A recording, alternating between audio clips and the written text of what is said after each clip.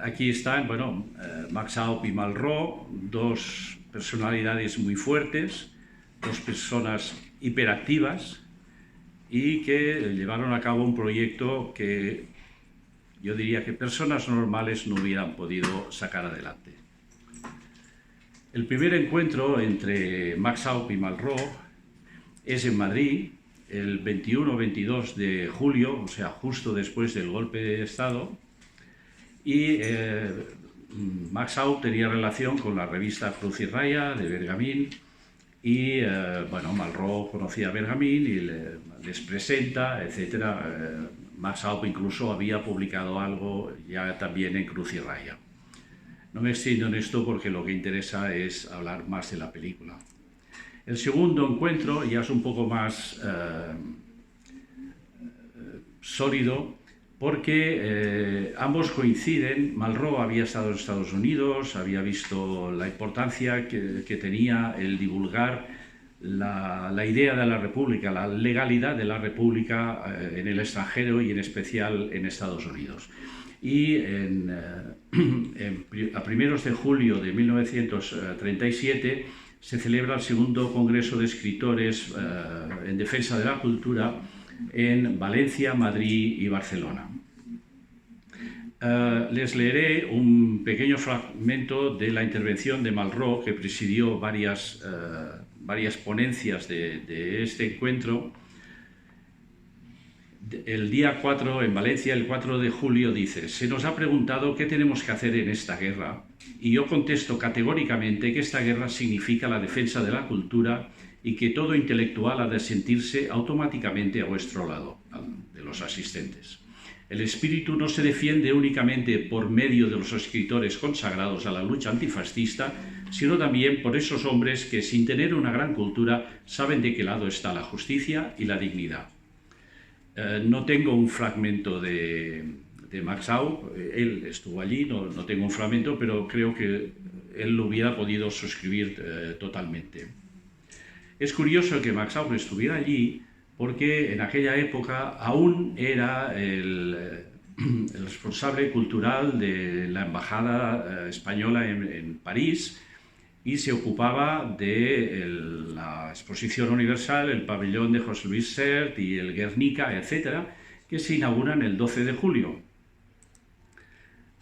Este pabellón, o sea, buena parte, o sea, no solo él, pero él tuvo una intervención realmente crítica, pero él no es nombrado secretario del Consejo Nacional del Teatro hasta septiembre-octubre, o sea, ya ha pasado estas fechas, pero en cambio él está en el Congreso y no está en París. Y esto se puede demostrar porque vemos aquí en un recorte de periódico en Barcelona la recepción que les da el alcalde de Barcelona, y está Malraux y está Max Haupt, igual que está pues Octavio Paz, Jorge Guillén, Neruda, etcétera, etcétera, etcétera. O sea que le consideró prioritario el Congreso a el pabellón de la República. Y llegamos al punto clave, que es el rodar la película. Malraux, he dicho, había estado en Estados Unidos, luego publica a finales del 37, primero en Sesoir y después ya directamente en Gallimard, l'Espoir, y a principios del 38 en Estados Unidos se empieza a hablar de que se tenía que votar la enmienda Nye, que era una enmienda que hubiera permitido a Estados Unidos vender material a la República. Estados Unidos tenía una ley que decía: no se puede vender armamento a dos naciones en guerra. Claro, el argumento republicano era: oiga, es que no estamos en guerra con nadie, es un señor que se ha levantado contra nosotros, o sea, es un problema de familia, no es un problema entre dos casas, ¿no? Pero entonces a Malraux le viene la prisa, decir, el medio de comunicación por autonomasia ahora es el cine, por lo tanto hay que hacer una película. Veámoslo como nos lo explica el propio Max Haupt.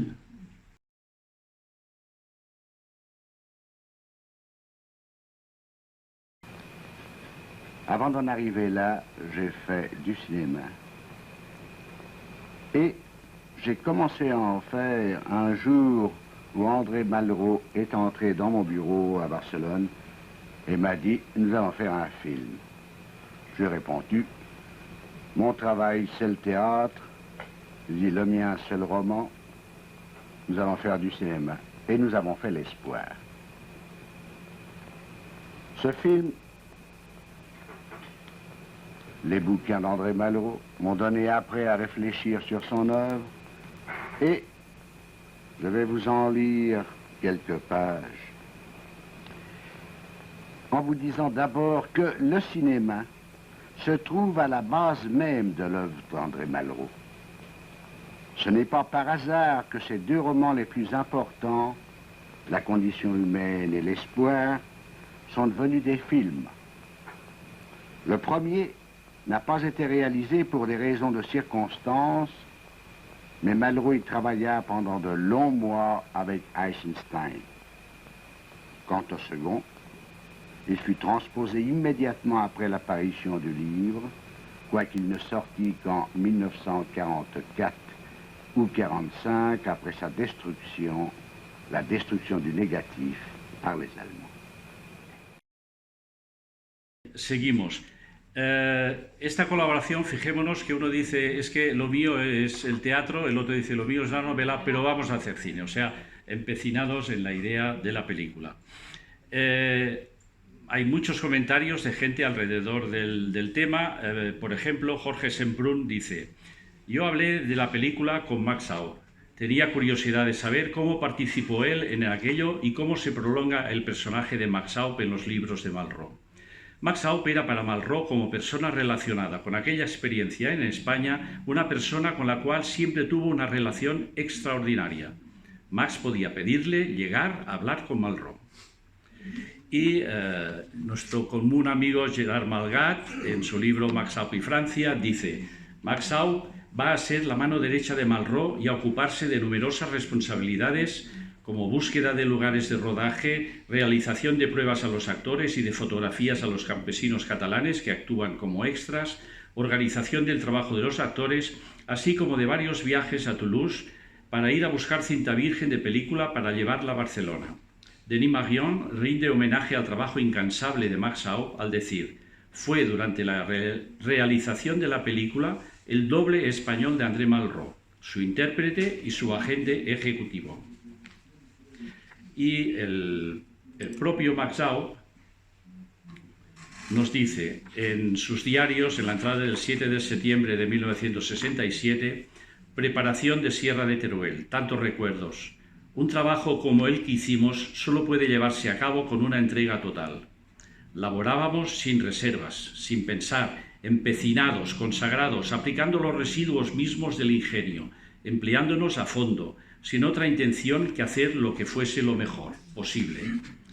El más encarnizado, Malraux. No nos contagió, lo estábamos, terreno abonado.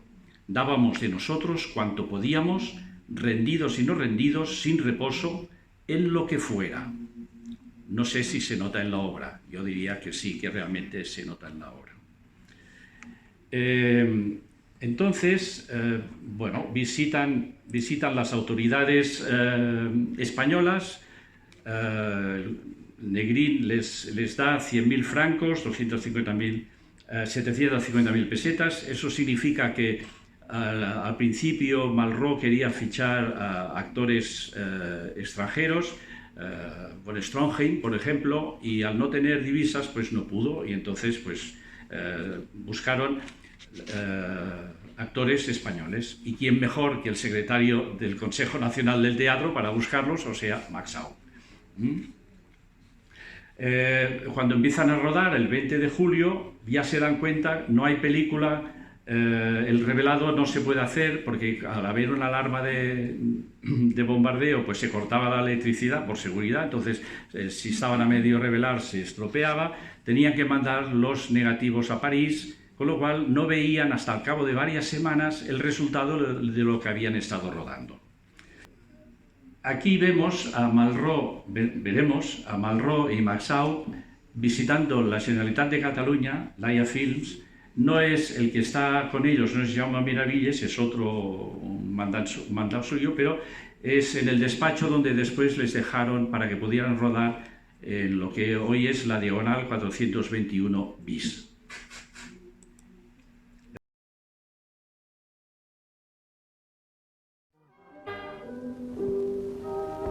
d'Espanya és André Malraux, que ha lluitat en les files del nostre exèrcit fins que fou ferit. Avui posa tota la seva intel·ligència i el seu renom universal en aplegar voluntats per a la nostra causa, escrivint i donant company al senyor Max Zobel en aquesta visita que ara fa a la nostra terra per a documentar-se àmpliament abans de reemprendre una nova croada a favor de la nostra causa.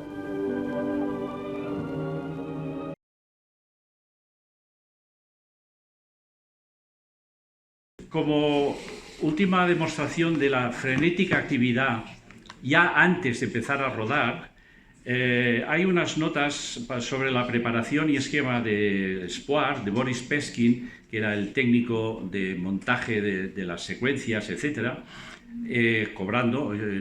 Había muchos voluntarios, pero en este caso pues, también habla en estas memorias no publicadas que pues, han negociado el precio de su colaboración. Pero fijémonos, estamos hablando de 1938, el 8 de junio, Malraux presenta a Max Aub a Boris Peskin. El 9 de junio, van buscando exteriores, van a Cervera. Dice, nos paramos a cenar en un restaurante de un pueblo de campesinos ricos a unos 80 kilómetros de Barcelona. Max explica que todos estos pueblos son bastante fascistas. El chofer les sienta a la mesa con nosotros.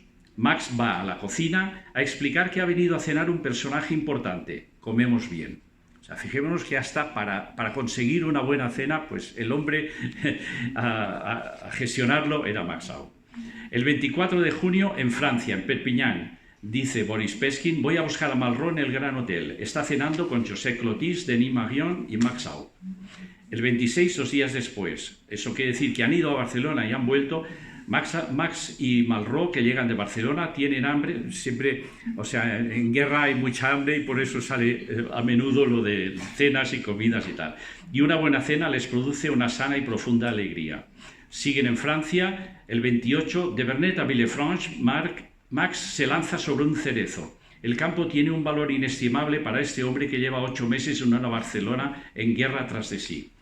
Y el 14 de julio, o sea, una semana antes de empezar a rodar, en Perpiñán, por la carretera, Max y yo hacemos buenas migas. Es el único al que tuteo. Hablamos de España, de Malraux, de la película. Durante el viaje hemos discutido en detalle las modificaciones a las secuencias que Max considera necesarias después de haber visto los decorados. O sea, también intervenía en cómo tenía que ser la secuencia, correcciones, etc. Incluso hemos examinado los planos, lo que no es fácil en una carretera con tantas curvas. Creo que queda demostrado que desde el momento en que Malraux entra en su despacho y dice vamos a hacer película, se dedicó en cuerpo y alma a ello. Bueno, una de las primeras actividades, y aquí entramos casi en la crónica rosa, fue la de contratación de actores. Voy a repasar un poco la biografía de cada uno de ellos y por qué les contrató. Yo iba a decir, empezamos mal. Julio Peña era un actor que había estado en Hollywood, era el guapo de la película y en esta pues también era el guapo de la película, pero aparte de guapo pues era de derechas y si estaba en el rodaje estaba escondido gracias a su amistad con Andrés Mejuto, que era militar republicano y que es otro actor que veremos luego. En su biografía, que está publicada en Madrid en el año 43, o sea, se explica también su lenguaje, dice, los comunistas, muchos extranjeros llegaron para esto, decidieron hacer una película de la actualidad española titulada L'Espoir, una película más que tendenciosa, infame, llena de truculencias. Y sin opción posible me señalaron para trabajar en ella. Bueno, yo diría que no es verdad, sino que estaba él escondido, pero bueno, ya faltaba poco, se veía que la guerra tocaba su término y entre todos los enganchados para este film comunista nos encontrábamos algunos dispuestos a resistir en aquella forzosa ocupación hasta la entrada de las tropas liberadoras. Fuimos despacio, hicimos todas las diabluras posibles para que el Espoir no se acabara nunca. O sea, no solo había las dificultades exteriores, tenían que ir a buscar hasta el maquillaje a Francia, con la no intervención, por lo tanto, dificultando el paso de frontera, pero encima en casa también tenían pues sus problemas. Sigue Julio Peña. Aún faltaban días para la llegada de las tropas nacionales a Barcelona, cuando dispusieron que nos trasladásemos todos a Francia para continuar y terminar allí la película, con las debidas garantías y tranquilidad. Me veía en el extranjero cuando ya me creía casi liberado y además uncido al carro de la gentualla comunistoide que me era insoportable. Riqueza de lenguaje si tiene. Una tarde se acordó definitivamente el traslado a Francia de toda la compañía y equipos técnicos. Despacháronse pasaportes, se tomaron los departamentos en el tren y se dispuso nuestro traslado en común a la estación. Tenía yo preparada mi estratagema y en aquel momento me perdí y desaparecí para ellos. Acudí rapidísimo a refugiarme en casa de un amigo. Aún tuve que aguantar unos días escondido hasta la entrada del ejército español. Bueno, este era Julio Peña. El segundo, que no tengo textos de él, es José Sempere, padre de Mari Sempere. Era un actor de vodevil del Paralelo, aquí lo vemos en la fotografía inferior en su salsa, o sea, esto era su especialidad, pero en cambio hizo de comandante Peña, y oigamos a Mari Sempere, su hija, cómo lo explica. I quan me'l va demanar un actor per fer el comandant Porta, no sé qui va ser, que li va dir, home, en Sant Pere. Va dir en Sant Pere, i es va assessorar, i vaig saber que en Josep Sempere també era un actor còmic, que tenia una gran vis còmica, diu, home, és un paper més aviat dramàtic, li van dir, és igual, vostè provi. Sí, sí, es van fer grans amics, el recordo perfectament en el Malró, a casa nostra, al carrer Caspe, allà on va morir el meu pare, i quan va acabar la guerra, perquè de fet va ser l'última pel·lícula que es va filmar a l'acabament de la nostra guerra, i quan va acabar, que no es va acabar, la pel·lícula no es va acabar. Llavors, des de França, a Malró, li va escriure al meu pare perquè anés allà a acabar-la, però en aquell moment no el van deixar sortir d'Espanya. Fixeu-vos que en la pel·lícula, quan la veureu, veureu que en el repartiment el protagonista, que és ell, que és en Josep Sempere, no hi és, perquè com us he dit abans, es va acabar a França, Mejuto, que encara és l'únic que viu de tots els protagonistes, perquè eren el meu pare, en Mejuto, el Lado, Julio Peña, d'aquests només queda en Mejuto. I clar, doncs van posar, no sé, allà a França ho van fer-ho i no van posar que el protagonista era en Josep Sempere. La vaig veure fa 2 o 3 anys quan la van tornar a fer perquè hi ha hagut una sèrie de coses.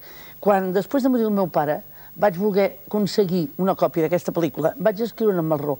En Malró, molt amable, molt atent, em va contestar dient que sí, que faria el que voldria tenir una còpia i que tenia un gran record del meu pare, no solament com a actor, sinó com a persona. Però llavors no me la van deixar entrar. Van dir que era una gesta d'esquerres i que no podia ser.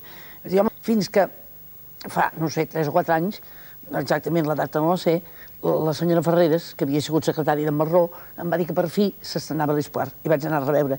I el que és curiós, jo recordava, era molt joveneta, recordava moltes anècdotes i moltes coses. Per exemple, quan va acabar la guerra, a casa teníem l'uniforme del meu pare de comandant d'aviació, de la Popeye Roja. Lògicament el teníem a casa, van venir a fer un registre i van dir «Ustedes tienen un militar escondido». Hombre, no, que és que mi padre era un actor, que nada, que tienen un militar escondido, i ens va costar molt convèncer-los. També després, una de les anècdotes, com veureu, hi ha una espècie d'aeroport que es va filmar aquí a Sabadell. I, clar, doncs els soldats no els deien, els deien a formar, com que el meu pare anava vestit de comandant. Doncs, al passar revista, tots estaven uniformats, i un dels soldats diu, carai, aquest home té la mateixa cara d'en Sant Pere. I el meu pare, amb una mica de broma, diu la mateixa cara i el mateix cul. Una mica d'aquestes us en explicaria moltes. Es va filmar també a Collbató, i totes les persones que hi surten no n'hi ha cap d'actor professional, tots eren gent del poble. O sigui, que allò que veieu que diuen la batalla de Teruel és Collbató.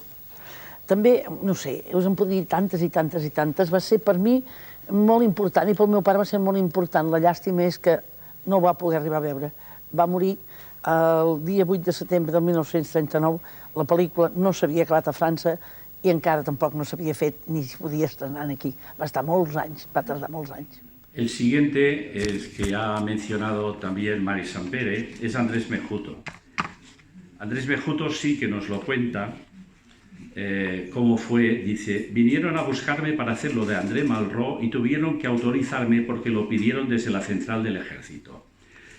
Gente relacionada con Federico García Lorca, retengamos esto, que tenía contacto con Malraux y Maxau, le indicó que había hecho cosas como actor y él me llamó a Barcelona en 1938. El rodaje estaba hecho a trozos, con bombardeos, huyendo del edificio porque sabíamos que venían a bombardearlo. Franco sabía que se estaba rodando esta película aquí y hacía todo lo posible para evitarlo. Bueno, cada uno hincha su biografía, ¿no? Porque Franco realmente lo que quería era bombardear Barcelona y la retaguardia. Y bueno, la película, pues sí, de paso la destruía bien, pero no creo que fuera un objetivo, etc., ¿no? Bueno, más adelante sigue, se van al exilio, Andrés Mejuto pasa con el ejército, lo encierran en los campos de internamiento de las playas de Francia, hasta que los cuáqueros los sacan de allí. Entonces va a París y por casualidad encuentra a Malraux. Y dice, me encontré a Malraux, dice, eres un aparecido, me dice, y me da un gran abrazo. ¿Cómo te he buscado? Y te he buscado por todas las razones. Primero, porque eres mi amigo y quería saber lo que te pasaba. Y segundo, porque te necesito, porque la película está sin terminar. Malraux me dijo, hay que terminarla como sea. Después me llevó a un establecimiento y me compró una armónica que perdí un día o me la robaron en América. Esta es la secuencia donde él está tocando, no se ve aquí, claro, pero está tocando la armónica que le regaló Andrés Malraux. Con lo cual yo deduje que estaba ya rodada en el exilio. O sea, pensemos, bueno, yo voy intercalando las vicisitudes del rodaje. Al final solo se montaron 28 de las 39 secuencias previstas. Y a pesar de esto, pues tuvieron que filmar algunas en Villefranche-de-Rouergue, cerca de Montauban, y en los estudios Pathé de Joinville, cerca de París. Y una de ellas sería esta, porque lo de la armónica lo detecta. Bueno, la historia de Mejuto sigue, va con el Masilia, se va a Chile, porque los amigos que dice de Federico García Lorca normalmente se reunían en casa del embajador de Chile en Madrid y entonces tenía relación con Chile, pero al llegar a Argentina, pues bueno, por unas circunstancias muy novelescas, el director de un periódico gana una carrera de caballos y con el dinero que gana se dedica a subvencionar a que los emigrantes o bueno, a los republicanos pudieran bajar del barco, y entonces él empieza a trabajar con Margarita Xirgu. Luego, al 56, vuelve a España y ya aquí, pues por ejemplo, actúa en Campanas a medianoche de Orson Welles o posteriormente en La escopeta nacional de Berlanga. También sale Andrés Mejuto. Y otro personaje del cual hemos estado hablando a la hora de comer, perdonad la repetición, pero era Serafín Fernández Ferro, un gallego que aparece bastante en las memorias de Carlos Morla Lynch, el embajador de Chile, que es un libro titulado En España con Federico García Lorca, publicado en Renacimiento en el 2008. Entonces ahí nos cuenta, Morla Lynch nos cuenta, existe, me dice Federico García Lorca, en un barrio apartado un edificio semiderruido con hondonadas, escombros, muros calcinados y marcos de puertas y ventanas que han permanecido erguidos como cadalsos de ahorcados. En los destrozos de esa casa, me explica, se refugian en grupos al final del día los mendigos, hombres, mujeres y niños que a su vez son escombros, derribos humanos, pero a quienes, sin embargo, une fraternalmente una conmiseración recíproca. Y añade párrafos más tarde, y Federico me confía que irá a pasar la noche con ellos, o sea, para sumergirse en la miseria de que ahora serían ocupas o gente que dormía en la calle, etc. Y que le acompañará Serafín, ese pobre niño que ha sufrido todos los abandonos. Vivirá unas horas junto a esta humanidad miserable que dentro de sus tinieblas tendrá seguramente algunos breves periodos de esperanza felices que ignoramos por cuanto no hay desierto que no posea un oasis.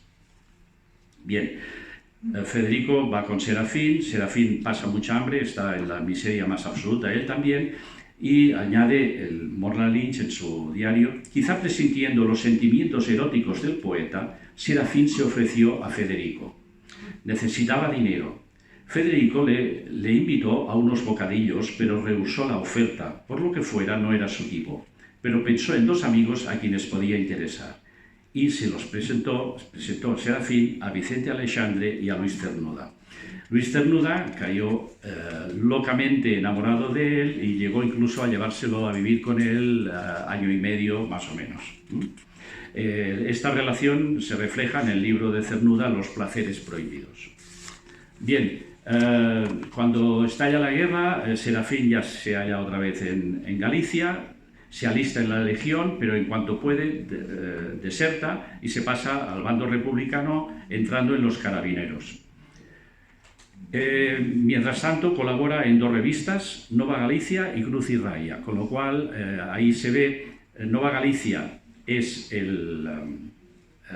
colaboraba con la Generalitat, con Laia Films, y Cruz y Raya con Bergamín, o sea que por ahí también la relación con Maxau puede ver.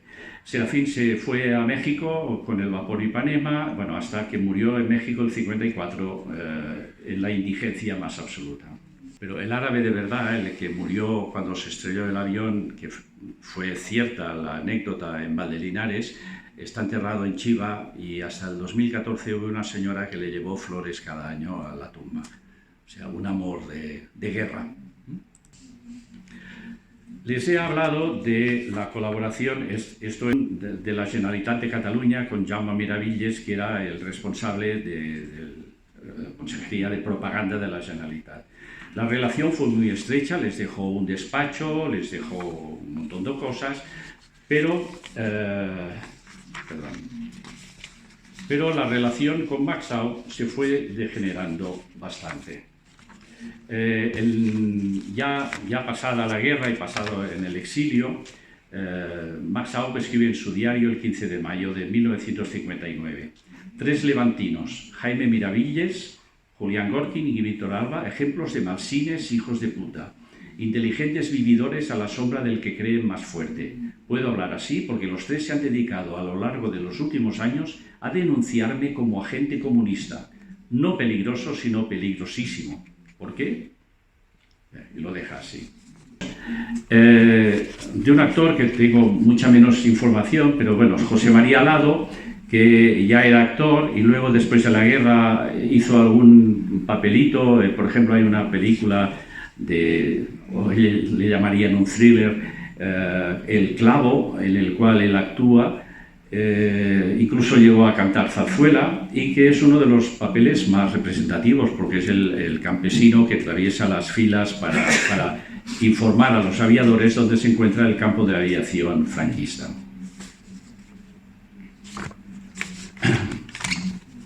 Y viene otro actor en el cual veremos Pedro Codina, un actor catalán, que hace el papel de Schreiner en la película, pero que como tenía que ser con acento extranjero, dobló Maxau, el hombre para todo.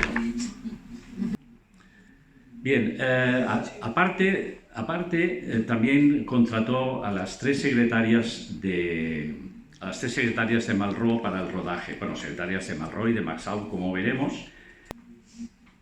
Y Elvira Farreras nos dice en su testimonio en la publicación de Archivos de la Filmoteca Valenciana: una gran amiga mía, esposa del director del Museo de Arte Moderno de Madrid, refugiados en Barcelona y amiga también de Maxau, o sea, fue gracias a Maxau, me dijo que un escritor francés, premio Goncourt, que había combatido voluntario de aviación en la guerra, quería filmar una película sobre nuestra contienda basada en su novela L'Espoir, que necesitaba una persona que hablara francés y que supiera mecanografía.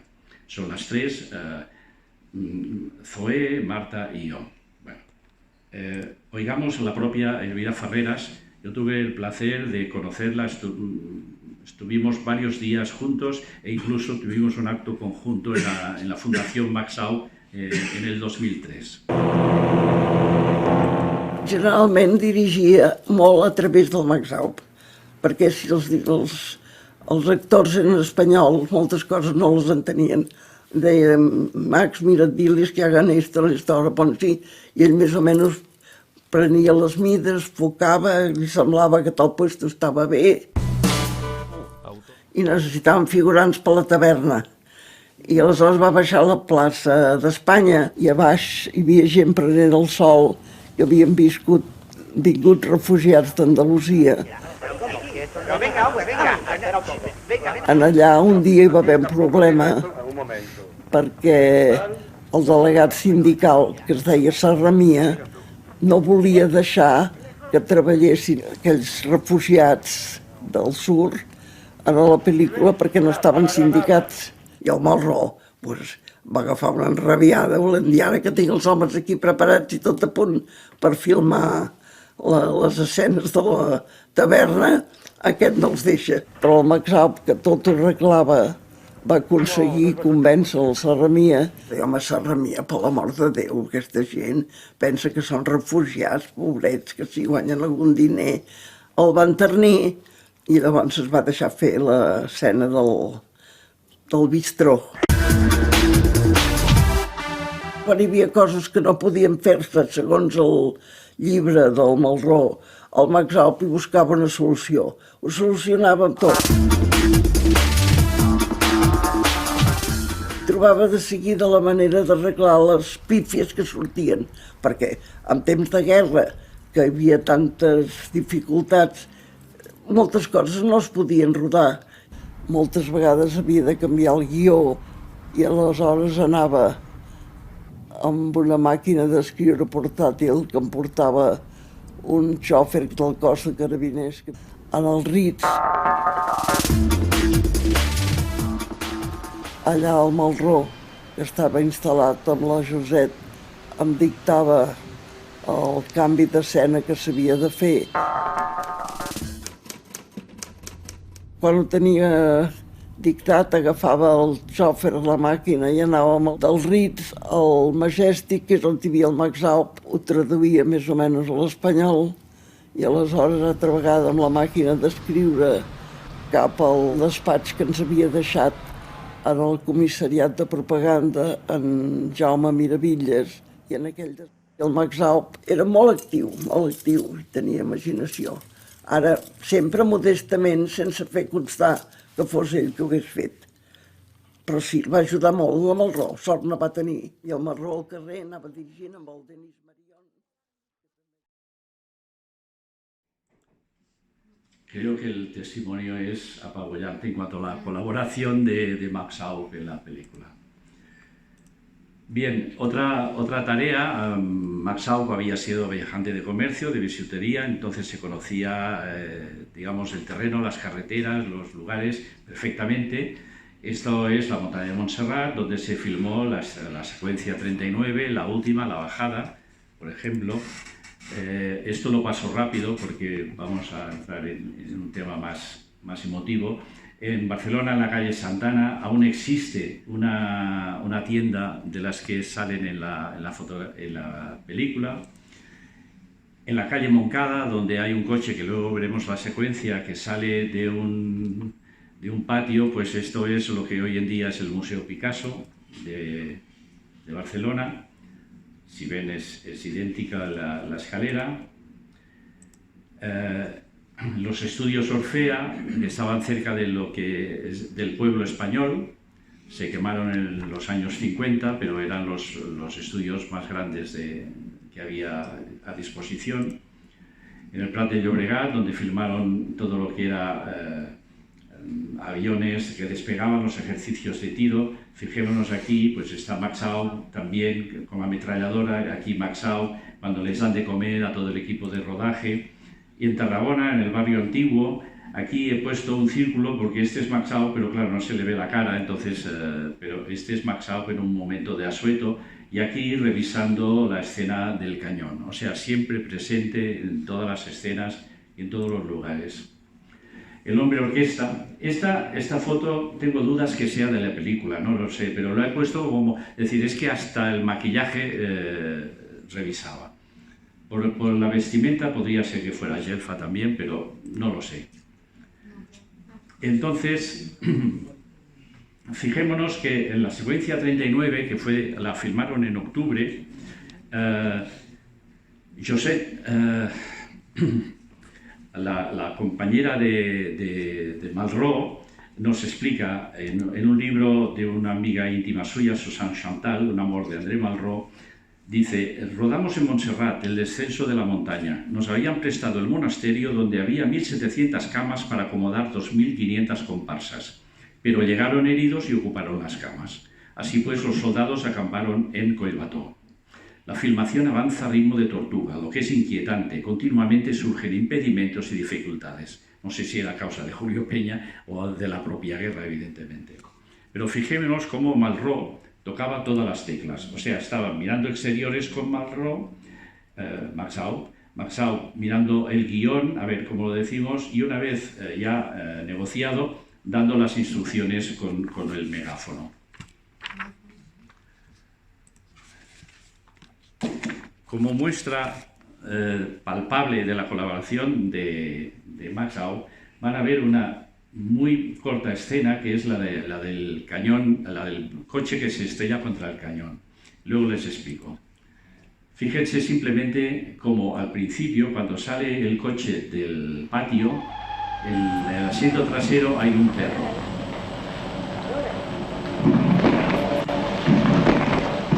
Esto es lo que hoy es el Museo Picasso.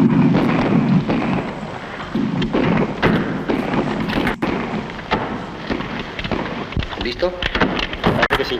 Aún a toda velocidad, si entras de costado contra cualquier cosa, no te matas siempre. ¿Y amarras el cañón? Tampoco de frente se mata uno siempre.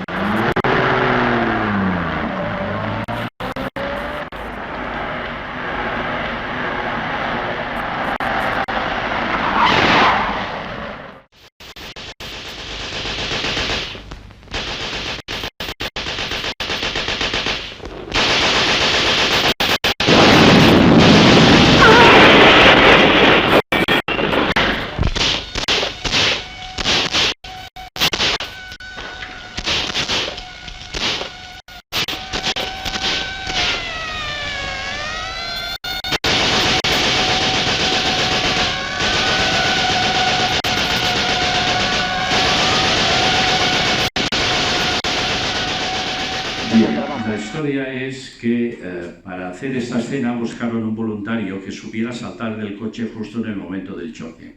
Se presentó uno, dice, yo trabajo en el circo y tal, bueno, subió y en la primera curva estrelló el coche. Y dice, no, es que yo soy funambulista en el circo, pero no sé conducir. Pero lo dijo después, ¿no? Total, tuvieron que ir a la Plaza de Toros de Tarragona, donde había el desguace de coches, buscar un coche más o menos parecido, sin motor. Entonces, Malraux tenía la manía de que en la parte de atrás hubiera un perro, que además en la escena final, o sea, tenía que salir el perro con el cuello, en fin, muerto, ¿no?, del choque. Como el coche no tenía motor, aquí vemos a Maxau empujando el coche. Pero es que además, claro, el perro, como se ve en la segunda parte de la secuencia, ya no está. El perro saltaba, estaba inquieto, nervioso. Pues aquí vemos a Maxau en el asiento de atrás agarrando las patas del coche para que no saltara. Si esto no es el hombre para todo...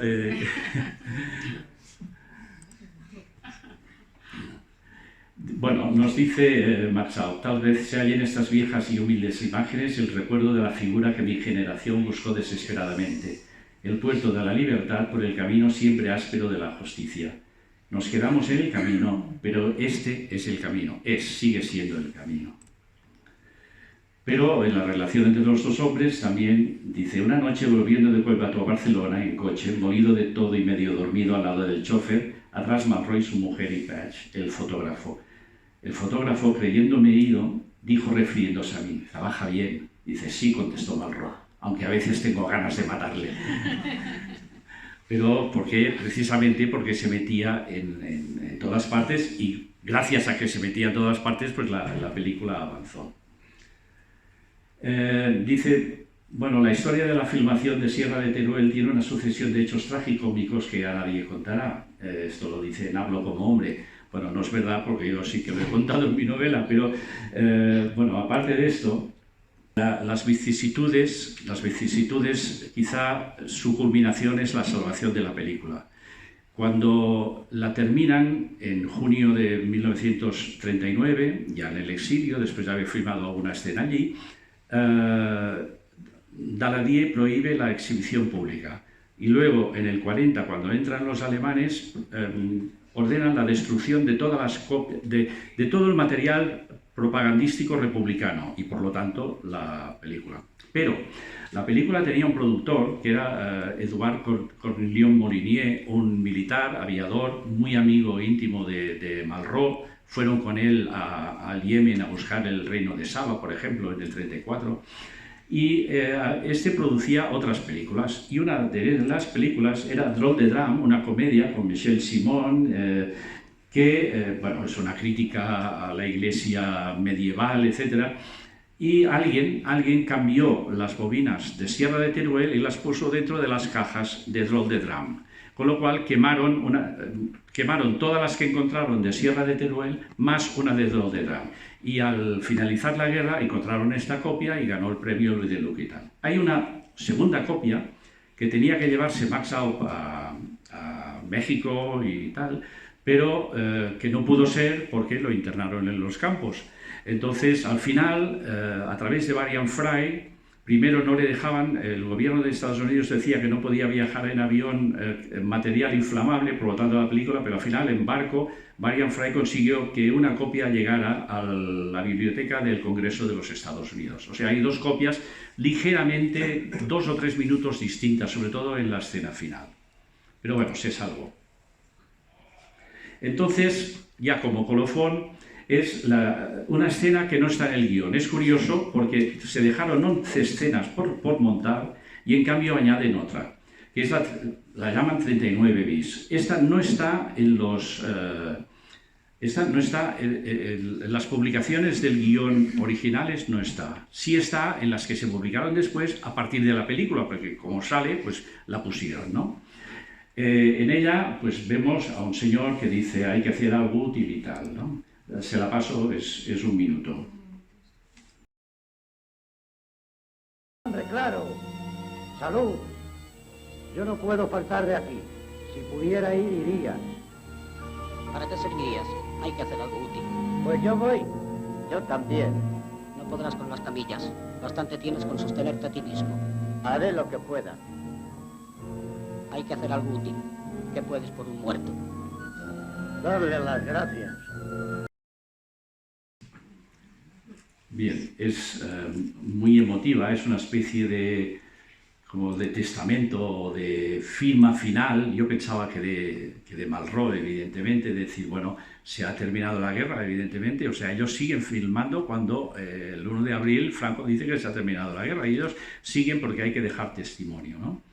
Pero luego, en las notas de rodaje de Max Aup, al film, en el apartado 27, hay una palabra que se puede leer bien que dice esperanza. Lo demás no lo sé descifrar, pero bueno, esperanza sí que está tachada. Y en cambio, encima, con el mismo número 27, pueden ver que puedes por un muerto darle las gracias. O sea que incluso este colofón a la película, que no es en la última escena, está puesta entre la secuencia 37 y 38, pero puesta a última hora. Realmente Max Aup tuvo algo, o mucho, o todo que ver.